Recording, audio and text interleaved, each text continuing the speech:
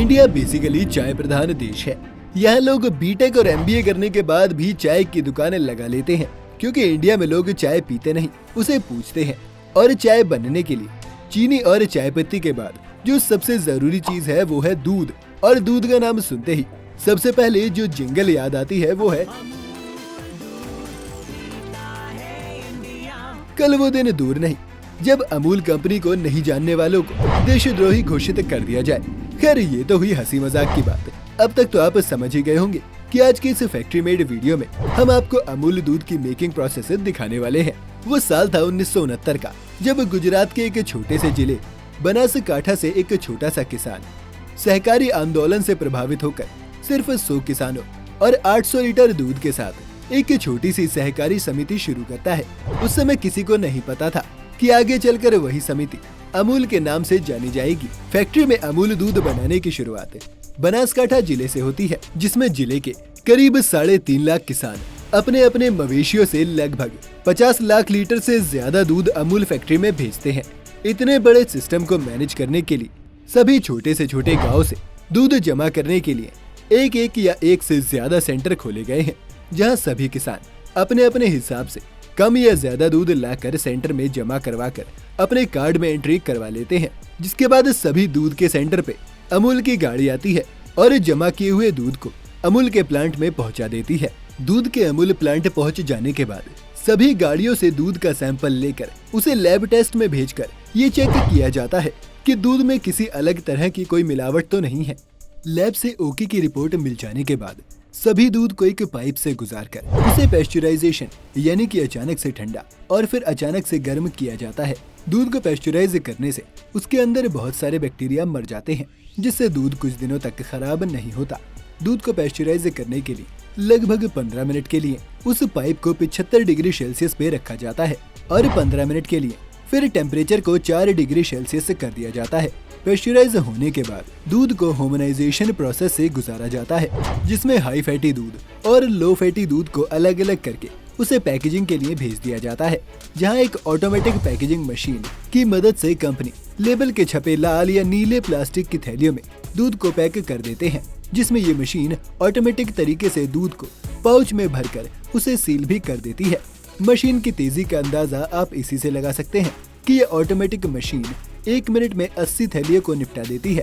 जब तक एक तरफ सभी पाउच में दूध भरा जाता है, उसी बीच प्लांट के दूसरे हिस्से में प्लास्टिक के कैरेट को एक मशीन की मदद से गर्म पानी से अच्छे से धोया जाता है, ताकि कैरेट पे लगे सभी बैक्टीरिया और गंदगी अच्छे से साफ हो जाए। अब वापस चलते हैं फैक्ट्री के मेन एरिया में, जहां अब पाउच में दूध भर चुके हैं और वो कन्वेयर बेल्ट से होते हुए अपने आप कैरेट में जमा होते चले जाते हैं। सभी दूध को कैरेट में जमा करने के बाद उसे कूलिंग रूम में ठंडा किया जाता है, ताकि लंबी दूरी में भी दूध खराब ना हो। कुछ देर ठंडा करने के बाद दूध से भरे कैरेट को ट्रक में लोड करके भेज दिया जाता है अमूल डेयरी या दुकानों पर, जहां से ये दूध आता है आपके घर में। ये तो रही अमूल दूध बनाने की बात। अब आपको घुमाते हैं अमूल के पूरे प्लांट में। अमूल के 122 एकड़ में फैले प्लांट में 3 मेन यूनिट्स हैं, जिसके अंदर यूनिट नंबर 1 में तैयार किया जाता है दूध, पनीर, घी और साथ ही बच्चों की favourite tasty butter milk. Unit number 2 में तैयार किए जाते हैं अमूल बटर के साथ मिल्क पाउडर और सबसे आखिरी यूनिट यानी कि यूनिट नंबर 3 में तैयार किया जाता है गर्मियों में राहत देने वाली आइसक्रीम। अब अमूल के बारे में आप इतना तो जान ही चुके हो, तो लगे हाथ अमूल से जुड़े कुछ फैक्ट भी जान ही लीजिए। अमूल कंपनी का प्रोडक्ट इंडिया के अलावा 60 से ज्यादा देशों में भी खूब इस्तेमाल किया जाता है, जिसमें America, Japan, New Zealand, Australia, Sri Lanka, Bangladesh शामिल है। जिसके चलते अमूल रोज लगभग 2.5 करोड़ दूध की थैलियां और 15 लाख से ज्यादा टेट्रा पैक का प्रोडक्शन करती है। अमूल के इस पूरे सहकारी सिस्टम में 3.5 लाख किसान, 60 लाख से ज्यादा मवेशियां, रोज के 50 लाख लीटर से ज्यादा दूध और 8 बड़े बड़े प्लांट शामिल है। जिसके चलते साल 2020-21 में अमूल का सालाना टर्नओवर 39,248 करोड़ रुपए था। वैसे हेल्थ एक्सपर्ट की माने तो दूध चाहे अमूल का हो या किसी और का, अगर वो पैक्ड हो तो उसे अच्छा नहीं माना जा सकता, क्योंकि बहुत सारी रिसर्च में भारतीय खाद्य सुरक्षा एवं मानक प्राधिकरण यानी फसाई ने ये बात साबित की है कि पैक्ड मिल्क में लगभग 10% खराब दूध मिला होता है और कई बार कंपनी वाले दूध को ज्यादा समय तक ठीक रखने के लिए दूध में यूरिया, वेजिटेबल ऑयल ग्लूकोज और अमोनियम सल्फेट मिला देते हैं, जो कि इंसान के लिए जहर से कम नहीं होता, क्योंकि यूरिया और अमोनिया को खेत में इसलिए छिड़का जाता है ताकि फसल में लगे कीड़े खत्म हो सकें। अब आप खुद ही सोचिए कि ये केमिकल पेट के अंदर जाने के बाद आपके पेट का क्या हाल करेंगे। एक रिसर्च में ये बात सामने आई थी कि पैक्ड मिल्क में करीब 10% खराब दूध मिला होता है।